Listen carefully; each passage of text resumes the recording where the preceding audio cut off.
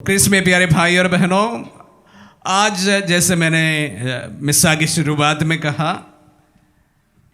First Korean संतों का त्योहार है और उसी के साथ साथ एंड्रू किम पहला कोरियन प्रीस्ट रहा और पॉल चोंग उनके बड़ा अच्छा साथी रहा एवं उसके साथ उनके कंपेनियंस 103 लोगों की मृत्यु या उनकी हत्या की कर दी गई क्योंकि वह विश्वासी थे।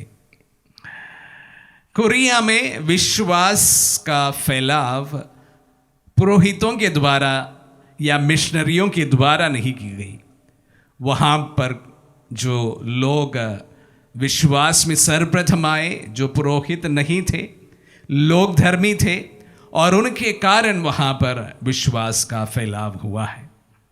तो ऐसा कहा जा सकता है कि कोरिया में विश्वास का बीज पुरोहितों द्वारा नहीं लेकिन लोग धर्मियों के द्वारा बोया गया था और सर्वप्रथम उनके बीच में जो पुरोहित बना वही है एंड्रू किम और अन्य उनके तमाम साथियों को 18वीं सदी में मौत के घाट उतार दिए गए। उसका कारण सिर्फ यही था कि वह ईसाई थे, विश्वास में थे और उसके बाद में कोरिया में विश्वास का फैलाव और बढ़ता गया।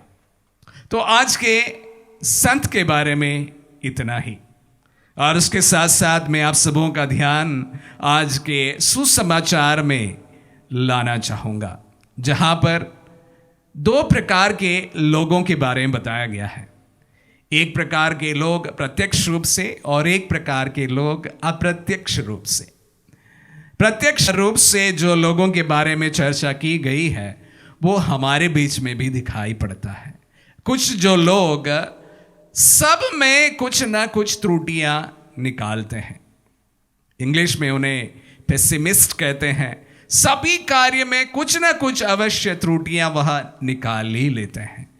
भले कुछ भी अच्छा कार्य आप कर ले तो उसमें त्रुटियां अवश्य उन्हें दिखाई पड़ता है।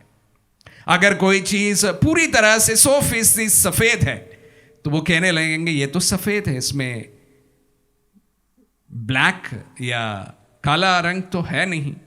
अगर कोई चीज 100% काला है तो कहेंगे ये तो ब्लैक है, इसमें सफेद रंग है नहीं।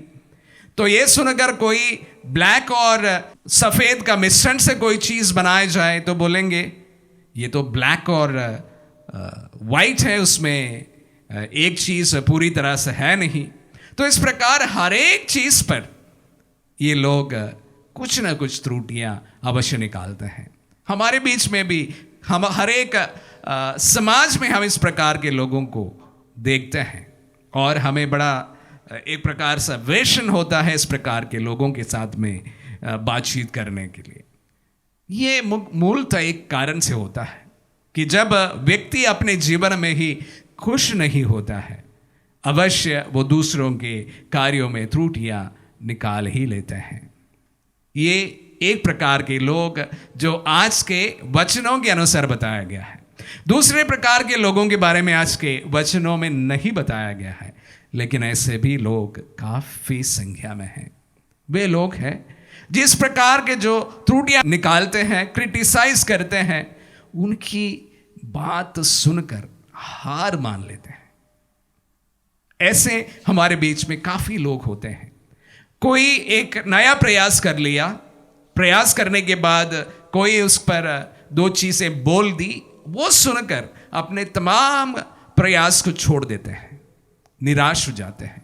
ऐसे लोगों की संख्या बहुत बड़ी है जो प्रयास करते हैं और स्वाभाविक बात है कोई ना कोई उस पर कुछ ना कुछ अपनी टिप्पणियां करेंगे और जो टिप्पणियां करेंगे उसमें अवश्य रूप से कुछ लोग बुरी टिप्पणियां भी करेंगे। प्रोत्साहन करने वालों की संख्या बहुत कम मिलेंगे आपको, लेकिन आपको निरुत्साह करने वालों की संख्या बहुत तादाद में मिलेंगे। इसके कारण आप तमाम परिश्रम को छोड़ देते हैं और उसके बाद में बैठ जाते हैं और निराश हो जाते हैं। ऐसे बहुत सारे युवा युवतियों को हम हमारे जीवन में देखते हैं जो कोई अपने कठिन परिश्रम करते रहते हैं और उसमें कुछ ना कुछ त्रुटियां, कोई कुछ बोल दिया, उसका सुनकर अपने तमाम कोशिशों को रोक देते हैं, निराश हो जाते हैं। प्यारे भाई और बहनों, इन तमाम लोगों के लिए मैं एक बात कहना चाहूँगा। देखिए, बोलने वालों का काम है बोलना। आपको अगर कुछ करना है, कर गुजरना है, आप उस पर पूरी तरह से कन्विंस्ड है, आगे बढ़िएगा। जिनको बोलना है जो बोलने दीजिए। बोलने वालों को सिर्फ यही काम रहता है, बोलते रहे, करते नहीं है। अगर आप करने वालों में से हैं, आप करते रहिएगा, अवश्य आपको उसका फल मिलेंगे। अगर बोलने वालों की बात सुनकर मैं बैठ जाता, आत्मदर्शन आज यहां नहीं होता। ये मैं अवश्य मेरे जीवन के उदाहरण से कह सकता हूं। बोलने वालों को बोलने दीजिए। जिस तरह से आज के वचनों पे कहा गया है, छोकरों के समान है, जो बाजारों में बैठकर उनका काम का क्या रहता है, दूसरों पर कहीं ना कहीं कमेंट्स करना। इस प्रकार के छोकरे आज भी हमारे गली मोहल्लों में मिलते हैं, परिवारों में मिलते हैं, समाज में मिलते हैं।